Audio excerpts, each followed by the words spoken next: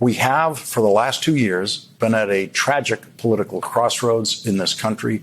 Now that one of the two major political parties no longer believes in democracy as a basic organizing principle of that political party. 139 Republican members of the House of Representatives voted to overturn the last presidential election. They voted to overturn the will of the people, the votes of the people, including the will of the people in their own states in some cases. Each of those Republican members of the House of Representatives were elected in the same election that they voted to overthrow only for the presidential portion of the ballots cast in their states. Everything else on those same ballots, including the vote totals for each of them in their own elections, they accepted as perfectly accurate. A majority of the Republican members of the House of Representatives obliterated any personal attachment to democracy in voting to overthrow the presidential election. And they cast those votes after the Capitol was attacked on January 6th. They cast those votes against democracy after they were in hiding, while the supporters of the man they wanted to be president were attacking the Capitol for him. 8 Republican senators also voted to overturn the presidential election. That number could go up in the House and in the Senate in the next election in 2024. And so in the next election, on election night, American democracy will once again be standing on the edge of disaster. Many Democrats will be running against many Republicans who have already voted against democracy and made it very clear that they do not believe that voters should be allowed to choose the winners of elections if the voters choose a Democrat. This was never true before. We had no reason to think that or say that before Donald Trump became president. And no one did think or say that about the Republican Party before Donald Trump became president and then tried to illegally hold on to the presidency. But here we are. And instead of talking about will the Democrats hold on to the Senate or will the Republicans hold on to the House, as we used to, the question now becomes, will the country hold on to democracy? So today we are going to talk about divorce nationally, on the national level, splitting everything up. Red states one way, blue states the other, and kind of the process and some of the things that people might not really be thinking about when they hear this. The reason we're going to do it is because a person who is in the U.S. House of Representatives and who also happens to sit on the Homeland Security Committee suggested it was a good idea. So we will talk about why some members of the Republican Party might be interested in this. We're going to talk about whether or not the support for it is really there. And we're going to talk about what would happen if such a thing occurred. If you want to know why they're interested in it, look at their tweets. It's there. Split it up, red states, blue states. All right. It's worth noting the person who brought this up today is in a blue state. Georgia went for Biden. She's in a blue state. So why would they be interested in this? The answer is simple.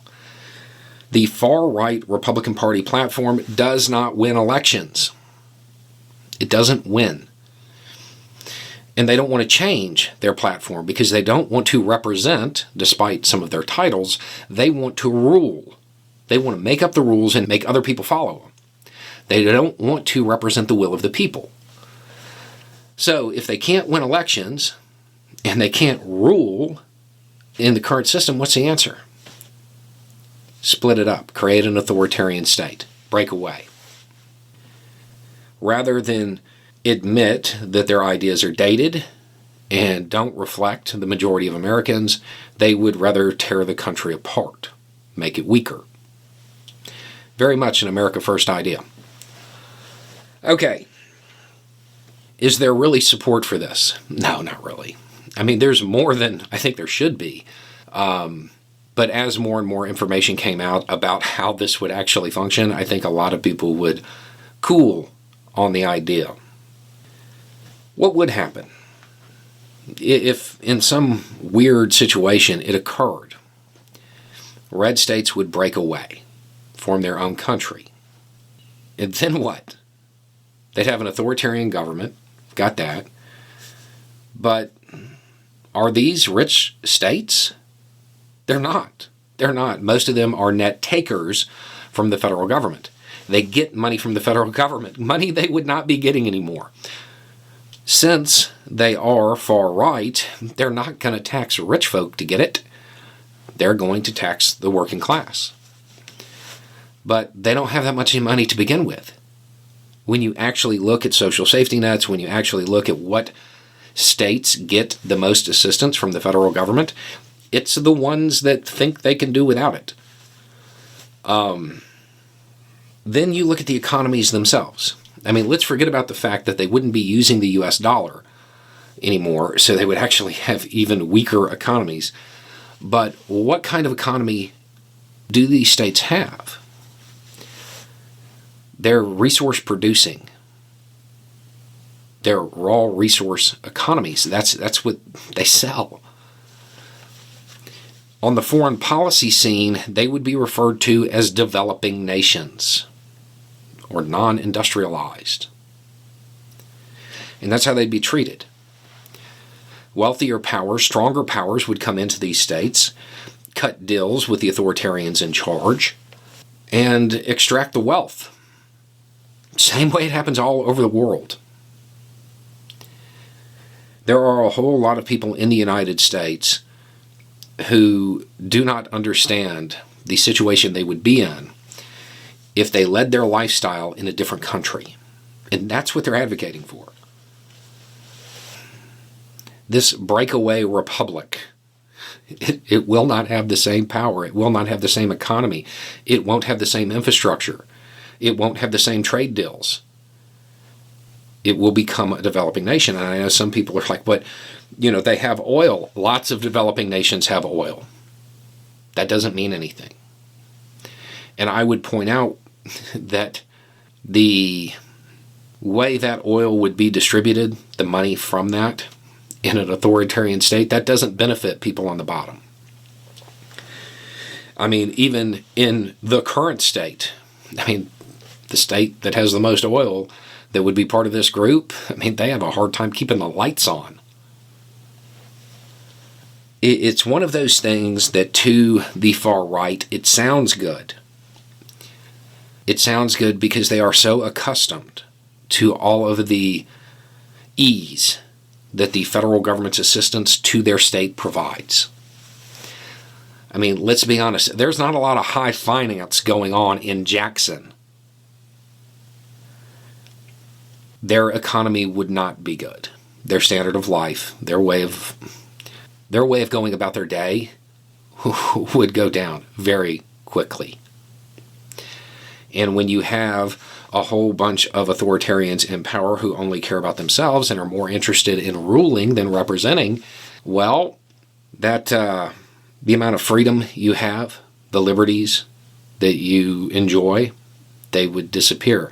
You would also have a mass exodus of people from these countries, or new country if they all decided to band together. It would economically devastate the countries involved. And this is assuming it all happened peacefully. It is a new pipe dream to sell the far right. It's a new buzzword that they can use to motivate people who don't really want to think anything through. It's the same repackaged, baseless claims that they have used to keep their base energized this entire time. It's not a real possibility. Those who want it for their own ends. And economically, it's a horrible idea. It is a horrible idea. There are a whole lot of states out there that could not make it without the assistance that the federal government gives them. And that assistance comes from the states that they don't like. The assistance comes from the taxes from the Northeast, from California, from places like that. That's what funds the subsidies that keep those states running. And they want to get rid of them. Because they can't win an election on the platform that the far right has decided they want. rather than change their opinion. They would prefer to destroy the country. Folks, I hate to say it, but white folks are largely professional gaslighters when it comes to race. We are professional liars when it comes to race. It's part of white supremacy and how it functions and how it works. From the very first African that was enslaved, we have been gaslighting black folks as white people. That's our culture. That's our tradition. That's our indoctrination. And that's what we do. And that's what we do best. We lie every single day. And we lie to black people. We lie to each other. We lie to ourselves about race. We gaslight. Gaslight, if you don't know, it's a psychological term. It's where the abuser tells the victim that this reality of you being abused is not really happening. It's just something in your imagination. You're being paranoid. You're being too sensitive. All this abuse is not real. And if it is real, it's only because you deserved it. I was trying to help you. It's justified somehow. We have always justified our racism. And if we're not justifying it, we're denying it. If we're not denying it, then we're deflecting it. The last thing white people would do is simply acknowledge the truth racially. That's why I say we're bullshit artists. We are professional fucking liars and gaslighters. That's exactly what we do as white people, and that's the fucking truth. And if you deny it, you're a fucking liar. 90% of white people today, right now in America, no matter how young or how old, we've been so profoundly indoctrinated that we cannot simply acknowledge the truth racially. Can't do it. And if we do it, there's a but or a deflection. Can't do it. 90% of us will not do it. So this is why we are gaslighting academically. This is why Black history all around America right now is being criminalized. That tradition of gaslighting, that tradition of hiding, that tradition of pretending racism's not real is in our educational system. And they want to protect that tradition. They do not want the truth to be out. People know that the hope is with the younger generation. Isn't that what they always say? I hope the younger people, I hope the next generation will do better. They know that if the truth ever gets taught racially, that's why CRT is banned.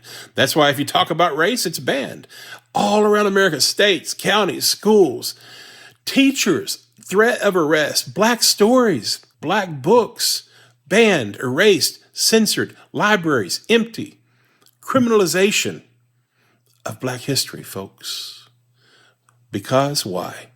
Because white people are racist. White people are all about denying. White people are all about gaslighting. That's our tradition.